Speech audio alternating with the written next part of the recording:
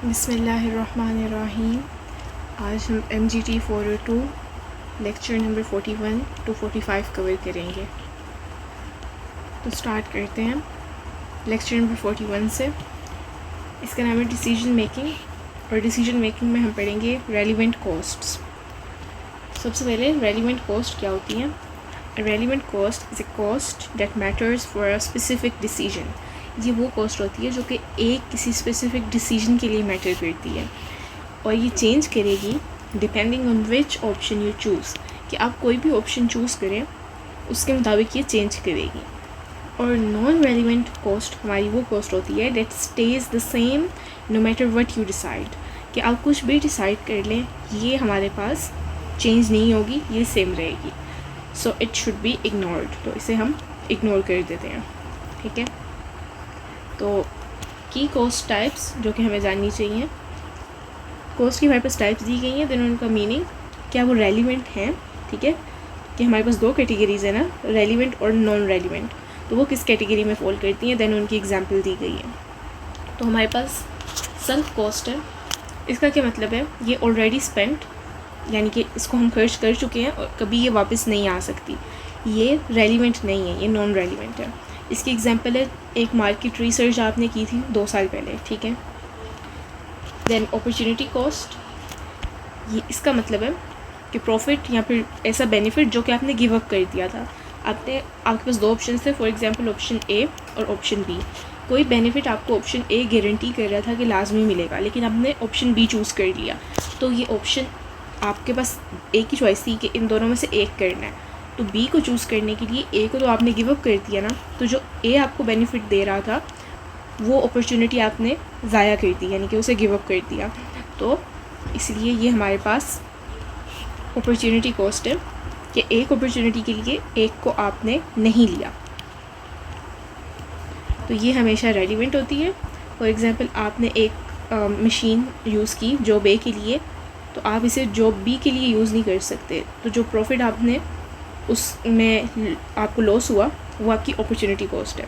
Then incremental cost, extra cost only incurred if you take this decision. ये वो cost है जो सिर्फ तब आएगी अगर आपने कोई स्पेसिफिक डिसीजन लिया है, तो ये भी रेलिवेंट है। और इसकी एग्जांपल में आ जाता है extra variable cost of a new order, ठीक है।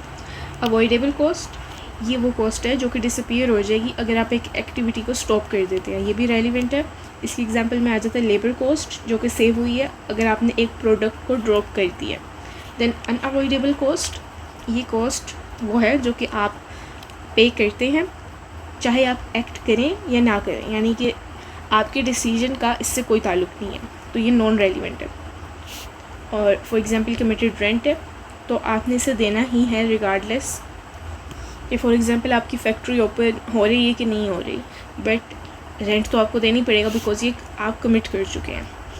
Then committed fix cost, future cost already decided, ये हमेशा हमारे पास पहले ही डिसाइड हो चुकी होती है, इसे अवॉइड नहीं कर सकते, ये भी नॉन रेलिवेंट है। फॉर एग्ज़ाम्पल डिप्रिसिएशन या फिर lease payments. Then discretionary fixed cost, तो ये डिस्क्रिशनरी कॉस्ट को आप रेज़ भी कर सकते हैं या फिर लोअर भी कर सकते हैं मैनेजमेंट के डिसीजन के मुताबिक, ठीक है। तो ये रेलिवेंट है और इसमें एडवर्टाइजिंग और रिसर्च एंड डेवलपमेंट की स्पेंडिंग आ जाती है। देन रिप्लेसमेंट कॉस्ट, ये किसी मटेरियल को रिप्लेस करने के लिए नई परचेज़ के साथ ये कॉस्ट हमारे पास इनकर होती है, ये रेलिवेंट है। और इसकी एग्जांपल है current market price of the material. Relevant cost के हमारे पास क्या फ़ीचर्स हैं? तो इसके फ़ीचर्स हैं कि ये फ्यूचर कॉस्ट और कैश फ्लोज को अफेक्ट करती है, और causes and increment in cost में हमारे पास इंक्रीमेंट कॉज करती है। Extra cost because of the decision, ये हमारे पास अगर किसी डिसीजन की वजह से एक्स्ट्रा कॉस्ट आए तो उससे हम कहेंगे ये इंक्रीमेंट इन कॉस्ट हुआ है, ठीक है। इज़ एन अपॉर्चुनिटी कॉस्ट, यानी कि बेनिफिट फॉरगॉन, एक बेनिफिट जिसे हमने छोड़ दिया, ठीक है। तो ये रेलिवेंट कॉस्ट हमारी एक अपॉर्चुनिटी कॉस्ट है। Then sunk cost and past cost are never relevant. Sunk और पास्ट में जो कॉस्ट हमें इनकर हो चुकी हैं वो कभी रेलिवेंट नहीं होती। और committed cost are future cost but still not relevant. Committed cost है ये अभी इनकर नहीं हुई, ठीक है, जैसे संक और पास्ट की तरह नहीं हुई, बट ये फिर भी कभी रेलिवेंट नहीं होती बिकॉज ये कमिटेड कॉस्ट है, इन्होंने फिक्स्ड रहना है। Okay, then we have fixed versus variable.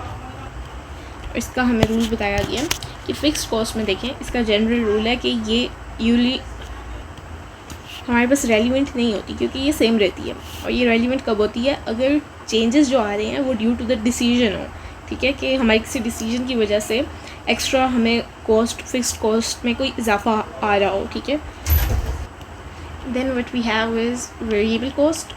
देखें, वेरिएबल कॉस्ट ये यूजली हमारे पास रेलिवेंट होती है, ठीक है, क्योंकि ये हमेशा डिसीजन के साथ चेंज कर रही होती है। और किस केस में ये रेलिवेंट नहीं होगी? ये रेलिवेंट नहीं होगी अगर आपने ऑलरेडी पे कर दिया इसे और ये रिकवर नहीं कर सकते, तब इसे हम इस सूरत में कहेंगे संक वेरिएबल कॉस्ट, ठीक है, बिकॉज संक कॉस्ट भी हम रिकवर नहीं कर सकते। देन एग्जांपल्स, हमारे पास एक सिनेरियो है कि मटेरियल इन स्टॉक जो है हमारे पास वो इतना कॉस्ट कर रहा है, इट्स ऑब्सोलीट, मतलब समझ लें इतना पुराना हो चुका है कि हमारे किसी काम का नहीं है, इसकी कोई स्क्रैप वैल्यू नहीं है, इसका कोई अदर यूज़ नहीं है। तो इसकी रेलिवेंट कॉस्ट हमें बताई गई है 0, बिकॉज देखें ऑब्सोलीट है, नो स्क्रैप वैल्यू, कोई अदर यूज़ नहीं है, ठीक है। ऑब्सोलीट है मतलब आप इसे बेच भी नहीं सकते, तो इसमें हमारे पास रेलिवेंट कॉस्ट 0 है। और क्योंकि ये पूरा का पूरा किसी काम का नहीं है, तो इसकी पूरी की पूरी कॉस्ट एक्चुअली हमारे पास संक कॉस्ट है, तो इसे इग्नोर कर देंगे। Then scenario number 2, same material लेकिन अब हम इसे 1000 रुपीज़ का बेच सकते हैं, ठीक है, तो संक कॉस्ट तो ना रही ना, ठीक है, पूरा का पूरा ये ऑब्सोलीट नहीं है, तो अब इसकी रेलिवेंट कॉस्ट ₹1000 है। तो ये बेसिकली अपॉर्चुनिटी कॉस्ट है कि अब इसके आपको 1000 रुपये मिल रहे हैं, लेकिन आप डिसाइड कर सकते हैं कि क्या हमने ये 1000 रुपये का यूज़ करना है या फिर हमने 1000 रुपये को गिव अप कर देना और मटेरियल को यूज़ करना है, ठीक है। सिनेरियो नंबर 3 है कि मटेरियल हमारे पास रेगुलरली यूज़ होता है इन स्टॉक, ₹10 पर केजी, और रिप्लेसमेंट कॉस्ट इसकी ₹12 पर केजी। अच्छा, तो ये भी हमारे पास रेलिवेंट कॉस्ट इसमें ₹12 पर केजी है, बिकॉज देखिए ये रिप्लेसमेंट कॉस्ट है और वो हम ऊपर पढ़ चुके हैं, वो बेसिकली रेलिवेंट है बिकॉज हमें इसे रिप्लेस करना होगा। अच्छा, एक यहाँ पर हमें बात बताई गई है कि एलोकेटेड या एब्जॉर्ब जो ओवरहेड होता है वो कभी रेलिवेंट नहीं होता, ठीक है, बिकॉज वो रियल कैश नहीं होता।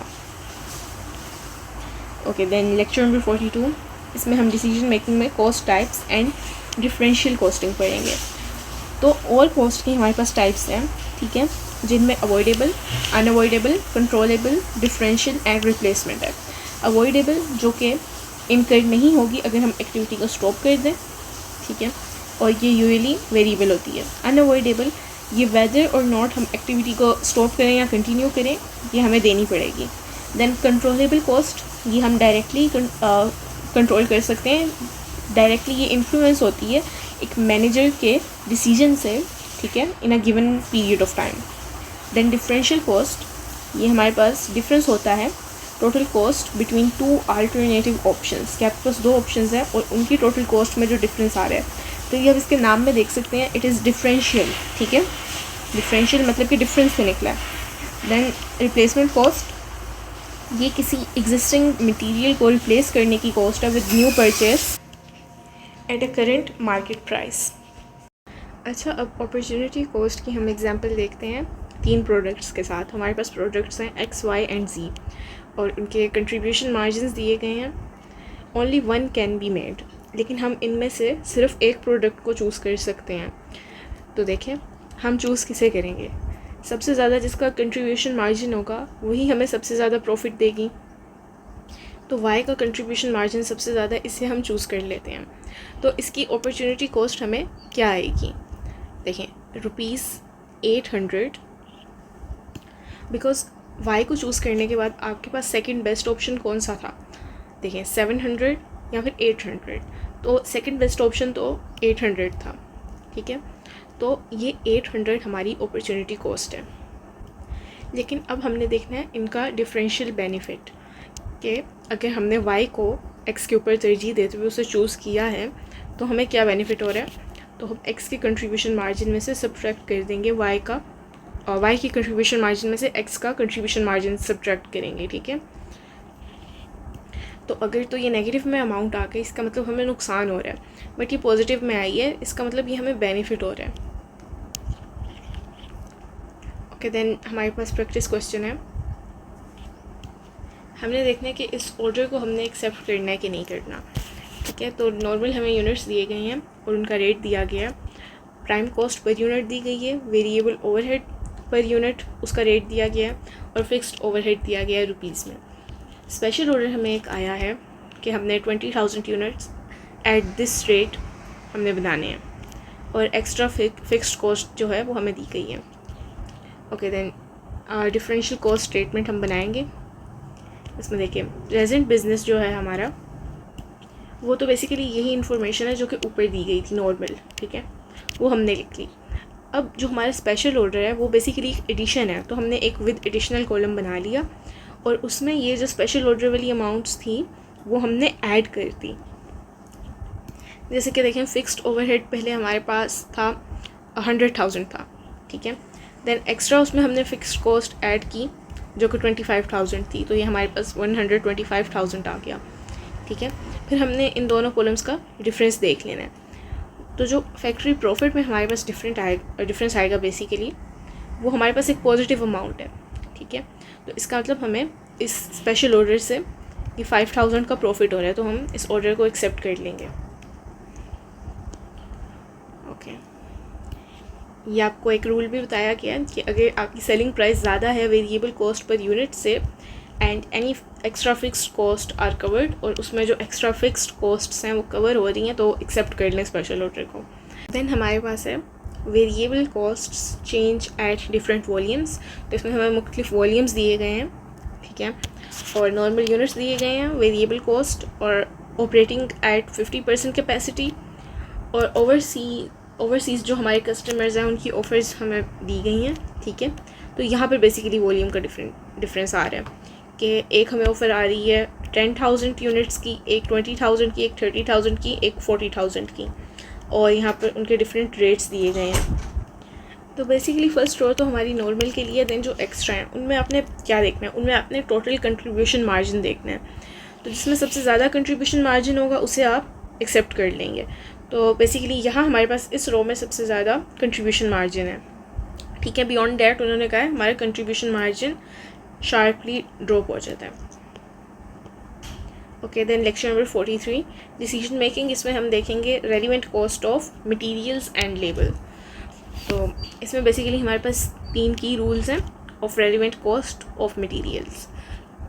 तो फर्स्ट सिचुएशन है हमारे पास कि मटेरियल स्टॉक में मौजूद नहीं है, उसको हमें ख़रीदना पड़ेगा, तो उसकी रेलिवेंट कॉस्ट क्या होगी, जो कि रिप्लेसमेंट कॉस्ट है, ठीक है, यानी कि जो हमारी करंट परचेज प्राइस है, ठीक है। देन सेकंड सिचुएशन में मटेरियल स्टॉक में है और रेगुलरली उसे यूज़ नहीं किया जा रहा है, ठीक है, उसको रिप्लेस करना है, तो इसमें भी हमारे पास रिप्लेसमेंट कॉस्ट ही रेलिवेंट हमारी कॉस्ट है। Then material in stock, material मौजूद है स्टॉक में लेकिन उसे रेगुलरली यूज़ नहीं किया जा रहा, बट अभी उसकी स्क्रैप वैल्यू है कि आप उसे बेच सकते हैं, ठीक है, स्क्रैप में। तो ये बेसिकली क्या है, इसमें रेलिवेंट कॉस्ट हमारी इक्वल होगी अपॉर्चुनिटी कॉस्ट के, ठीक है। जितनी स्क्रैप की वैल्यू होगी या फिर उसका कोई दूसरा यूज़ किया जा सकता है, इन दोनों में से आपको चूज़ करना पड़ेगा कि हम स्क्रैप में दें या फिर इसका कोई और यूज़ करें, ठीक है। देन मटेरियल स्टॉक में है, रेगुलरली यूज़ नहीं होता और उसकी कोई स्क्रैप वैल्यू नहीं है और उसका कोई दूसरा यूज़ नहीं है, तो इसकी रेलिवेंट कॉस्ट क्या होगी, ये बेसिकली हमारे पास संक कॉस्ट होगी, मतलब कि ये जा चुकी है, इसे इग्नोर कर दें, इसका कोई मकसद नहीं है, ये ज़ीरो है, ठीक है। देन हमारे पास प्रैक्टिस क्वेश्चन दिया गया है, इसमें मटेरियल हमारे पास मुख्तलिफ दिए गए हैं और उनके कितने यूनिट्स रिक्वायर्ड है और वो स्टॉक में कितने हैं, तो रेलिवेंट कॉस्ट का हमने लॉजिक बताना है और रेलिवेंट कॉस्ट बतानी है, ठीक है। तो वुड है और उसके इतने यूनिट्स हैं लेकिन स्टॉक में बिल्कुल भी नहीं है, तो स्टॉक में नहीं है तो उसे ख़रीदना पड़ेगा, तो वो हमारे पास कौन सी कॉस्ट होगी, रिप्लेसमेंट कॉस्ट। तो वो जितना भी हमारे पास उसका रेट है उससे हम मल्टीप्लाई कर देंगे जितने हमें यूनिट्स चाहिए, तो हमारे पास इसकी रेलिवेंट कॉस्ट आ जाएगी। इसी तरह ग्लू है, इसके 600 मौजूद है हमारे पास यूनिट स्टॉक में, तो हमें कितने चाहिए, हमें 1000 चाहिए, तो इसमें से 600 आप माइनस कर देंगे तो 400 आ जाएगा, ठीक है। बट हम ऊपर यहाँ पर पढ़ के आए थे, देखें ज़रा, कि मटेरियल अगर रेगुलरली यूज़ हो रहा है और वो स्टॉक में मौजूद है, फिर भी हमारी जो कॉस्ट होगी वो रिप्लेसमेंट कॉस्ट के ही इक्वल होगी, ठीक है। तो मतलब कि अगर हम इसमें से ये वाली यूनिट्स ना भी निकालें, बल्कि हम नहीं निकालेंगे। क्यों? क्योंकि ये रेगुलरली यूज़ हो रहा है। तो जब रेगुलरली यूज़ हो रहा है तो वो 400 यूनिट्स भी हमारे इस्तेमाल हो ही जाएंगे, तो इसको हमने टोटली रिप्लेस ही करना है, तो रिप्लेसमेंट कॉस्ट ही आएगी।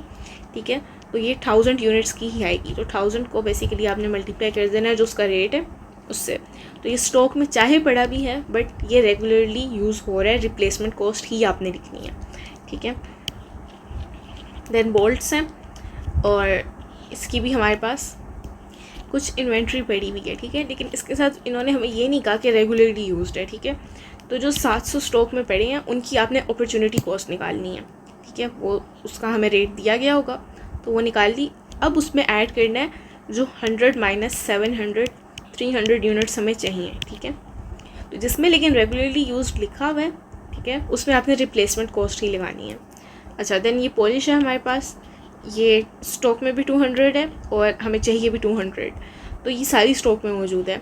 तो इसकी अपॉर्चुनिटी कॉस्ट निकालेंगे, उसका रेट दिया गया होगा कि स्क्रैप में कितने की जा रही है। ठीक है, या फिर हम सब्सटीट्यूट में पेंट यूज़ कर रहे हैं। तो अब आप कहेंगे इनकी अपॉर्चुनिटी कॉस्ट क्यों निकाल रहे हैं, तो बेसिकली हम इसीलिए निकाल रहे हैं, ये रेगुलरली यूज्ड आइटम नहीं है। इसमें हमारे पास 2 चॉइसेस हैं। एक हमारे पास चॉइस है कि स्क्रैप में दे दें या फिर हम ये जिस यूज़ में आ रहे हैं उसे यूज़ कर लें। तो ये बेसिकली ये वाला हमारे पास ऑप्शन है। थर्ड जो सिचुएशन थी वो है ये। ठीक है, तो इनकी फिर हमने टोटल रेलिवेंट कॉस्ट ऐड कर लेनी है। ओके, और कॉन्ट्रैक्ट की उन्होंने हमें प्राइस दी हुई है। ठीक है, और रेलिवेंट कॉस्ट हमारे पास इतनी आ गई है। तो अगर प्रॉफिट हमारे पास हो रहा है, पॉजिटिव वैल्यू है तो एक्सेप्ट कर लेंगे, नहीं तो हम रिजेक्ट कर देंगे। Then 3 rules for relevant cost of labour. तो सिचुएशंस हमें दी गई हैं कि लेबर अगर हमने हायर करना है फ्रॉम आउटसाइड तो हमारे पास रेलिवेंट कॉस्ट में full variable cost of hiring आएगी, जो कि हमारे पास कैलकुलेट ऐसे होगी कि जितने आवर्स वो काम कर रहे हैं और जितना पर आवर का रेट है। ठीक है, देन अगर लेबर हैज़ स्पेयर कैपेसिटी या फिर आइडल टाइम, तो उसकी रेलिवेंट कॉस्ट क्या होगी कि जो आइडल आवर्स है जिनमें वो कोई काम नहीं कर रहे उसके लिए 0।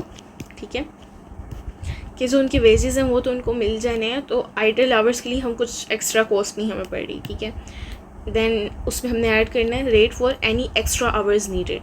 जो एक्स्ट्रा आवर्स चाहिए उनका रेट हमने ऐड कर देना है। Labour is in short supply scarce resource, मतलब कि लेबर हमारे पास कम पड़ रहा है, तब हम क्या करेंगे, तो लेबर कॉस्ट में ऐड कर देंगे contribution margin loss from other products. Then एक प्रैक्टिस क्वेश्चन दिया गया, एक ABC कंपनी है, उनका एक कॉन्ट्रैक्ट है, 20 आवर्स हमें दिए गए हैं, मतलब कि लेबर आवर्स। तो प्रोडक्ट जो है वो हमारे पास उस पे हमें डायरेक्ट लेबर का रेट दिया गया है। ठीक है, आवर्स पे डिवाइड करके तो वो पर आवर का ये रेट आ जाए। Then contribution margin per hour. तो 3 सिनेरियोज दिए गए हैं वही कि अगर लेबर बाहर से हायर किया गया है तो जितने आवर्स थे 20 आवर्स, उनसे रेट को मल्टीप्लाई कर दिया। अगर 5 आवर्स जो हैं वो स्पेयर कैपेसिटी में एग्जिस्ट कर रहे हैं, तो मतलब कि 20 में से 5 गए तो लेबर आवर्स तो 15 बने, तो इन 15 का हम निकाल लेंगे रेट के साथ मल्टीप्लाई करके। 15 को 0.25 से मल्टीप्लाई करके वो रेट निकाल लेंगे। एंड देन जो आपको बताया था कि आइडल आवर्स है उनके लिए बेसिकली रेलिवेंट कॉस्ट क्या है, वो 0 है, तो उसमें ऐड कर देंगे 5 आवर्स जो आइडल थे उनको 0 से मल्टीप्लाई करके, तो ये हमारे पास रेलिवेंट कॉस्ट आ जाएगी। Then labour in short supply, अगर शॉर्ट सप्लाई में है तब हम ये वाला फॉर्मूला यूज़ करेंगे। ठीक है, लेबर कॉस्ट जो थी, ठीक है, उसमें ऐड कर देंगे जो हमारे पास लॉस हुआ है कंट्रीब्यूशन मार्जिन का। तो basically contribution margin per our जितना था और जितने हमारे आवर्स थे उनको मल्टीप्लाई करके ऐड कर देंगे। देन प्रैक्टिस क्वेश्चन हमारे पास है, इसमें हमारे पास मटीरियल दिया गया है, यूनिट्स नीडेड, स्टॉक में कितने और रेलिवेंट कॉस्ट। ये भी वैसे ही होगा, आपने देखना है प्रॉफिट हमारे पास अगर पॉजिटिव है तो एक्सेप्ट कर लेंगे, नहीं तो रिजेक्ट कर देंगे। देन ये एक और लेबर वाला है, जैसे हमने ऊपर वाला किया ये वैसे ही है। ठीक है, देन प्रैक्टिस क्वेश्चन नंबर 3, इसे भी आप देख सकते हैं, इजी है, फिर भी समझ ना आए तो आप कमेंट करके पूछ सकते हैं। देन लेक्चर नंबर 44, जिसमें हमारे पास डिसीजन मेकिंग है, इसमें हमने देखना है product mix, addition and dropping. तो deprival value of an asset हमें दी गई है, तो deprivable value बेसिकली क्या है, what an entity would have to receive if it lost or was deprived of an asset। मतलब कि deprivable value देखेंगे हमारे पास deprivation से निकला है। deprived करना मतलब किसी चीज़ से महरूम करना, ठीक है। तो ये जो वैल्यू है एक एंटिटी की जो कि इसे मिलनी थी अगर ये एक एसेट को लूज़ कर देती या फिर एक एसेट से उसको डिप्राइव कर दिया जाता। फॉर एग्जांपल आपके पास एक कार है, ठीक है, और ये आपका एक एसेट है, ठीक है। तो आप एंटिटी हैं, ठीक है, आप कंपनी ए हैं, आपके पास ये कार थी लेकिन ये आपसे ले ली गई, ठीक है, लेकिन इसके बदले में आपको कुछ कैश वगैरह दिया जाएगा, ठीक है। तो आपको इस कार से तो डिप्राइव किया जा रहा है एक एसेट से, बट इसके बदले में आपको कुछ वैल्यू रिसीव हो रही है, तो वो हमारे पास डिप्राइबल वैल्यू है, ठीक है। इसमें स्टेप हमारे पास क्या है, is replacement cost less than economic value future revenue, जिसे हम कह सकते हैं कि जो हमारी रिप्लेसमेंट कॉस्ट है वो क्या इकोनॉमिक वैल्यू से कम है। अगर हाँ तो डिप्राइबल वैल्यू रिप्लेसमेंट कॉस्ट के इक्वल है। अगर रिप्लेसमेंट कॉस्ट ज़्यादा है इकोनॉमिक वैल्यू से तब हमारी डिप्राइबल वैल्यू जो है वो इकोनॉमिक वैल्यू के इक्वल है। मतलब कि बेसिकली अगर आपको उससे रिप्लेस करने की कॉस्ट ज़्यादा पड़ रही है, ठीक है, इकोनॉमिक वैल्यू से, तो फिर इसका ये मतलब है कि जो आपको डिप्राइबल वैल्यू मिल रही है उससे डिप्राइव होने के बाद तो वो इकोनॉमिक वैल्यू के इक्वल है। अच्छा, हमारे पास मशीन डिप्राइबल वैल्यू दी गई है। हिस्टोरिकल कॉस्ट यानी कि संक कॉस्ट ये जा चुकी है, ठीक है। फ्यूचर रेवेन्यू से हम इतना आ सकते हैं, स्क्रैप वैल्यू इतनी है, रिप्लेसमेंट कॉस्ट इतनी है। तो economic value higher of scrap और फ्यूचर रेवेन्यू, तो इकोनॉमिक वैल्यू 10,000 है, ठीक है, लेकिन रिप्लेसमेंट कॉस्ट हमारे पास कितनी है, वो 9,000 है। अब रिप्लेसमेंट कॉस्ट जो है वो हमारी इकोनॉमिक वैल्यू 10,000 से कम है। इसका ये मतलब हुआ कि ये देखें फर्स्ट केस है जिसमें रिप्लेसमेंट कॉस्ट कम थी इकोनॉमिक वैल्यू से। तो अब डिप्राइबल वैल्यू किसके इक्वल है, वो रिप्लेसमेंट कॉस्ट के इक्वल है। अगर इससे उल्टा होता तो डिप्राइबल वैल्यू हमारे पास इकोनॉमिक वैल्यू के इक्वल होती, ठीक है। देन हमारे पास 5 स्टेप अप्रोच है product mix with limiting factor. Step 1 कि आपने आइडेंटिफाई करना है लिमिटिंग फैक्टर जो कि आपका स्कार्स रिसोर्स है जो कि कम अमाउंट में मौजूद है। Then contribution per unit for each product calculate करना है। Then contribution per unit of the limiting factor, then limiting factor का कंट्रीब्यूशन कैलकुलेट करेंगे। देन रैंक प्रोडक्ट्स जिसका highest contribution margin per unit है ऑफ द लिमिटिंग फैक्टर, ठीक है, तो वो गोज़ फर्स्ट। मतलब कि कोई भी प्रोडक्ट है ना उसमें आपका लिमिटिंग फैक्टर जो है, ठीक है, वो सबसे ज़्यादा यूज़ हो रहा है। तो समझ लीजिए 5 प्रोडक्ट्स में यूज़ हो रहा है, ए बी सी डी और ई, इन सब में लिमिटिंग फैक्टर यूज़ हो रहा है। लेकिन जो हमारे पास बी प्रोडक्ट है ना ये सबसे ज़्यादा कंट्रीब्यूशन मार्जिन दे रही है, तो ये सबसे पहले आएगी, ठीक है, जिसमें लिमिटिंग फैक्टर यूज़ हो रहा है पर उसका कंट्रीब्यूशन मार्जिन हाईएस्ट है पर यूनिट ऑफ लिमिटिंग फैक्टर, ठीक है। तो अब हमने क्या करना है, रैंक ऑर्डर में प्रोड्यूस करना है जब तक हमारा स्कार्स रिसोर्स जो है वो यूज़ अप नहीं हो जाता, ठीक है। तो प्रोडक्ट्स एफ़ और एस हमारे पास है, लेबर आवर्स लिमिटेड है। एफ़ को 2 आवर्स पर यूनिट चाहिए और एस को 1 आवर पर यूनिट चाहिए, ठीक है। देन इनकी सेलिंग प्राइस प्रोडक्ट एफ़ और एस की दी गई है, variable cost contribution per unit, labour our per unit और सीएम पर लेबर आवर और प्रायोरिटी। तो बेसिकली हमने कंट्रीब्यूशन मार्जिन को ही देखना था ना जिसमें सबसे ज़्यादा है, तो ज़्यादा प्रोडक्ट एस में है तो इसका रैंक हमारे पास फिर इसलिए फर्स्ट होगा, ठीक है। देन प्रोडक्शन प्लान दिया गया कि ज़ाहिर है प्रोडक्ट एस को अब हम सबसे पहले प्रोड्यूस करेंगे, ठीक है। देन सेकंड प्रायोरिटी हम प्रोडक्ट एफ़ को देंगे। अच्छा, जब हमने प्रोडक्ट का एडिशन करना है तब क्या करना है, जब कोई नई प्रोडक्ट आपने ऐड करनी है तो आपने हाईएस्ट टोटल कंट्रीब्यूशन देखना है, फिर जस्ट पर यूनिट हमने कंट्रीब्यूशन नहीं देखना, ठीक है। जिसका सबसे ज़्यादा टोटल कंट्रीब्यूशन होगा वो हम ऐड करेंगे, ठीक है। तो हमने प्रोडक्ट एफ़ का और एस का इनका टोटल कंट्रीब्यूशन कंपेयर किया, तो इसका हमारे पास इतना बन रहा था और इसका 200,000 ये ज़्यादा बन रहा था, तो प्रोडक्ट एफ़ को हम ऐड करेंगे, ठीक है। दैन ड्रॉपिंग अ प्रोडक्ट मतलब कि एक प्रोडक्ट को हमने निकालना है, तो कभी हम इसलिए नहीं निकालते क्योंकि वो हमें एक नेट लॉस दिखा रही है। अगर हम इसे निकाल रहे हैं तो इसी सूरत में निकालेंगे अगर उसका कंट्रीब्यूशन मार्जिन हमारे पास नेगेटिव में आने लग गया, ठीक है। क्यों? क्योंकि कंट्रीब्यूशन जो है वो कवर करता है फ़िक्स्ड कॉस्ट को, ठीक है। तो remove the product and those fixed cost don't disappear. तो अगर तो कोई प्रोडक्ट हमारी फ़िक्स्ड कॉस्ट को कवर कर रही थी बट हमने उसे रिमूव कर दिया, तो अब वो फ़िक्स कॉस्ट हम कहाँ से करेंगे? ठीक है, फ़िक्स कॉस्ट तो डिसअपेयर नहीं होंगी। ठीक है, तो इसलिए हमारा टोटल जो सा प्रॉफिट है वो फॉल करेगा, क्योंकि हमें कहीं और से फिर इन फिक्स्ड कॉस्ट को कवर करना पड़ेगा ना। तो हमने यही देखना बेसिकली कि कौन कितना कंट्रीब्यूट कर रहा है, हमने कंट्रीब्यूशन मार्जिन को देखना है। तो अगर तो कंट्रीब्यूशन मार्जिन पॉजिटिव है और वो अच्छा कंट्रीब्यूशन कर रहे हैं, देन हम उसे ड्रॉप नहीं करेंगे। अब देखिए, मैनेजमेंट ड्रॉप करना चाहती है प्रोडक्ट एफ को। ठीक है, तो इसका हमें नेट जो प्रॉफिट या लॉस है वो तो हमारे पास नेगेटिव में आ रहा है, तो बेसिकली लॉस हो रहा है हमें इससे 3000 का। बट इसका कंट्रीब्यूशन आप देखें, इसका कंट्रीब्यूशन हमारे पास पॉजिटिव है।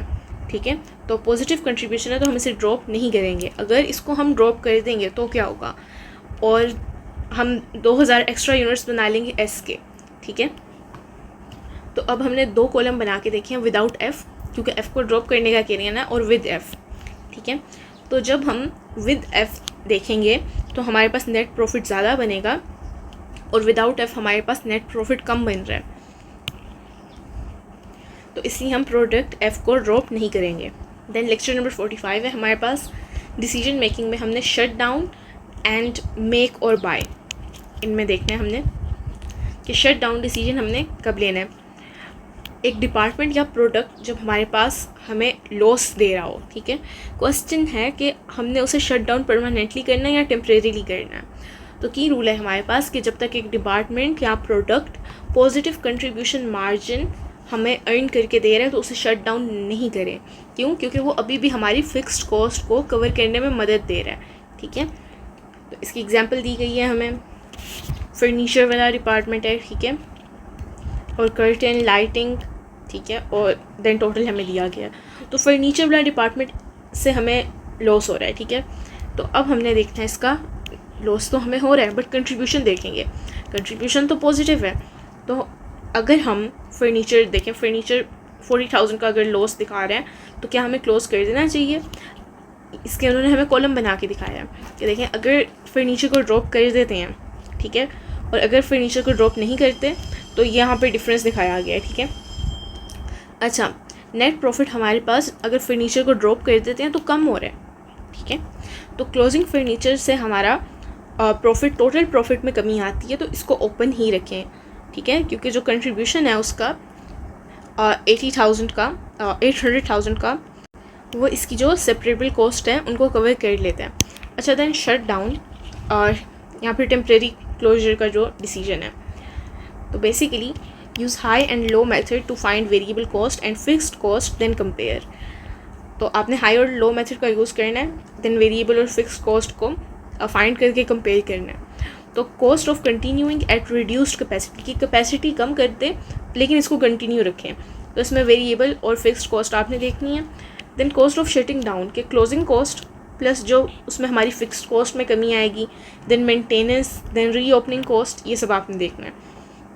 तो शट डाउन एनालिसिस देखें, ये हमारे पास 60% पे, यानी कि 60,000 यूनिट आउट ऑफ कह लें 100,000 हमारे पास इधर प्रोड्यूस हो रहे हैं, तो ये ऑपरेट कर रहे हैं 60% पे।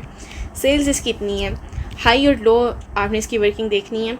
ठीक है, यूनिट्स और प्रोडक्शन ओवरहेड, दूसरे ओवरहेड और टोटल।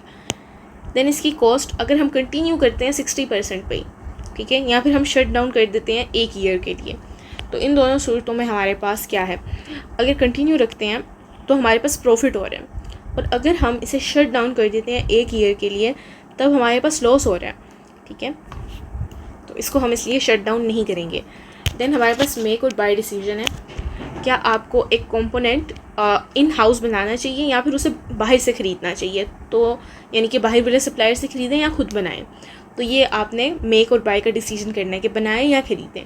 तो सिचुएशन क्या, अगर आपके पास स्पेयर कैपेसिटी नहीं है, कोई लिमिटिंग फैक्टर नहीं है, तो डिसीजन का रूल क्या है, कंपेयर करेंगे आप वेरिएबल कॉस्ट ऑफ मेकिंग, तो जो हमें मेकिंग में वेरिएबल कॉस्ट आ रही है, वर्सेस जो हमने आउटसाइड परचेज़ करती हैं उस पर हमें कोई फिक्स्ड कॉस्ट सेव हो रही है कि नहीं। ठीक है, देन स्पेयर कैपेसिटी अगर एग्जिस्ट करती है तो इसे आप इंटरनली बनाएं, क्योंकि fix cost are paid anyway, वो तो आपने देनी ही देनी है। क्योंकि आपके पास स्पेयर कैपेसिटी जो है, एक्स्ट्रा कैपेसिटी अगर है, ठीक है। Then limiting factor, scarce resource.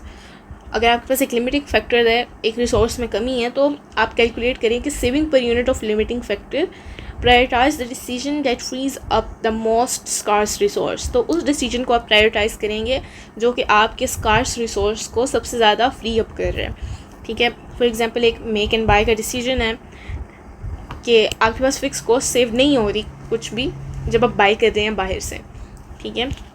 Then आपने 50,000 यूनिट्स बनाने हैं, वेरिएबल कॉस्ट दी गई है, फिक्स कॉस्ट और टोटल, ठीक है। कॉस्ट पर यूनिट इतनी है, सप्लायर ऑफर कर रहा है ₹4 पर यूनिट, क्या हमें बाई करना चाहिए कि नहीं। अगर हम मेक करते हैं तो वेरिएबल कॉस्ट लिख ली, फिक्स कॉस्ट और इनको ऐड किया। अगर बाई करते हैं तो जो वेरिएबल कॉस्ट है उसको आपने देखना है, 50,000 यूनिट्स बनाने हैं, सप्लायर ऑफर कर रहे हैं ₹4 पर यूनिट, दोनों को मल्टीप्लाई करेंगे। फिक्स्ड कॉस्ट ये हम अवॉइड नहीं कर सकते इसमें, क्योंकि देखें यहाँ पर लिखा हुआ है कि फ़िक्स्ड कॉस्ट हमारे पास सेव नहीं हो रही ख़रीदने से। तो जो फ़िक्स्ड कॉस्ट है जब ख़रीदने में सेव ही नहीं हो रही तो वो हमें पूरी की पूरी यहाँ पर पढ़नी ही पढ़नी है, ठीक है। तो इन दोनों को ऐड कर लेंगे। अब देख लें कम कौन सा पड़ रहा है आपको। तो अगर आप इन हाउस बनाएंगे वही आपको कम पड़ रहा है, क्योंकि बाइंग में आपके पास 50,000 की कॉस्ट ज़्यादा आ रही है, ठीक है। देन एक और एग्जांपल दी गई है, ये भी आप देख सकते हैं। देन एन अदर वन, और इसमें स्कार्स रिसोर्स वाला हमारे पास है सिनेरियो, और इसमें जब कुछ फिक्स कॉस्ट सेव हो सकती है तब का सिनेरियो है, ठीक है। देखिए जैसे कि बाइंग में इधर सेव हो रही है, ठीक है, कितना सेव हो रहा है वो आप इन दोनों को सब्ट्रैक्ट करके देख सकते हैं। तो देन आप बाई कर लेंगे, ठीक है। ओके, देन हमारे पास है एसेट रिप्लेसमेंट डिसीजन के, किसी एसेट को आपने रिप्लेस करना है, उसका क्या डिसीजन है। क्या आपको ओल्ड मशीन को नई से रिप्लेस करना चाहिए, तो आपने देखना है उसकी अगर बुक वैल्यू जो है उसको सबसे पहले देखेंगे। तो ओल्ड मशीन की तो बुक वैल्यू जा चुकी है, इसको तो आप इग्नोर ही करेंगे, ठीक है। देन न्यू मशीन की ये तो आपको ज़ाहिर है देनी पड़ेगी, ठीक है। स्क्रैप वैल्यू अब क्या है, इसकी स्क्रैप वैल्यू 10,000 है, जो कि अपॉर्चुनिटी कॉस्ट है कि इसे रखें हम अपने पास, इस्तेमाल करें या फिर स्क्रैप में दे दें। और ज़ाहिर है न्यू मशीन की भी कोई स्क्रैप वैल्यू नहीं है, वो तो आई नहीं हमारे पास। देन एनुअल ऑपरेटिंग कॉस्ट इसकी इतनी है जो कि ज़्यादा है, और नई मशीन की कम होगी, और लाइफ रिमेनिंग दोनों की 5 ईयर्स है। तो डिसीजन आपने करना है, ठीक है, वो किस बेस पे करना है। नेट आउटले नाउ, जो नई की कॉस्ट है और उसमें से आप माइनस कर दें जो ओल्ड वाली है, वो हमारे पास उसकी स्क्रैप में कितनी वैल्यू है, क्योंकि अब उसकी बुक वैल्यू तो जा चुकी है, वो तो हमें कोई फ़ायदा नहीं दे रही, ठीक है, क्योंकि वो संक है, संक कॉस्ट है। तो इसको आप स्क्रैप को सब्ट्रैक्ट करेंगे तो हमारे पास क्या आ रहा है, 50,000 आ रहा है। एनुअल सेविंग हमें ऑपरेटिंग कॉस्ट में ज़ाहिर होंगी, तो ओल्ड मशीन ज़्यादा कर रही है और न्यू मशीन हमारे पास ऑलमोस्ट 50,000 पर ईयर हमें सेव करके देगी, ठीक है। Then over 5 years total saving कितनी होगी, देखें पर ईयर हमारे पास 15,000 सेव हो रहा है, तो उसे 5 से मल्टीप्लाई कर देंगे, तो ओवर 5 ईयर्स हमें इतनी सेविंग होगी। तो बेनिफिट हमें दे रहा है तो हम मशीन को रिप्लेस कर देते हैं, ठीक है। अच्छा, अब इस केस में हमारे पास जो ओरिजिनल कॉस्ट थी और जो डिप्रिसिएशन थी वो संक कॉस्ट थी, तो इसलिए इन्हें इग्नोर किया गया। अगर आपको कहीं एक्सप्लिसिटली बताया जाए कि नहीं ये संक कॉस्ट नहीं है, इसमें से कुछ रिकवर हो सकते हैं, ऐसे भी बेचा जा सकता है, स्क्रैप में नहीं सिर्फ कहीं और बेचा जा सकता है, ठीक है, अभी भी इसकी कोई वैल्यू है, तो देन उस हिसाब से हम डिसीजन करेंगे, ठीक है। बट इस केस में स्पेसिफिकली ये हमारे पास संक कॉस्ट थी, ठीक है। तो यहाँ पर हमारे लेक्चर्स एंड होते हैं, ठीक है, और ये हमारा सिलेबस कंप्लीट हो गया है। तो जिन्होंने भी यहाँ तक देखा है उन सबको कॉन्ग्रेचुलेशंस, आपने एक पूरा सब्जेक्ट कंप्लीट किया है। एंड इस सब्जेक्ट पे इंशाल्लाह आपको एक फ़ाइनल टर्म प्रिपरेशन के लिए भी वीडियो मिलेगी, तो स्टे ट्यून्ड।